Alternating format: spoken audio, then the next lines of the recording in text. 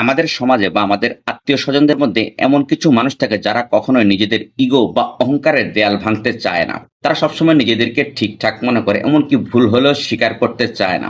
আপনি এই সমস্ত মানুষদের জন্য আপনি যত কিছুই করেন, যতই তাদের ভালো চান, যতই তাদেরকে দাওয়াত করে খাওয়ান আর সম্মান করেন, ততই তারা আপনাকে দুর্বল ভাবে। এরা কাউকে ভালো থাকতে দেখলে মোটেও সহ্য করতে পারে না, কারণ এদের ভিতরে প্রচুর হিংসা আর যে জমে থাকে। আর এই ধরনের মানুষদেরকে বদলানোর চেষ্টা করা মানে এক প্রকার আবেগ ও সময়ের অপচয়।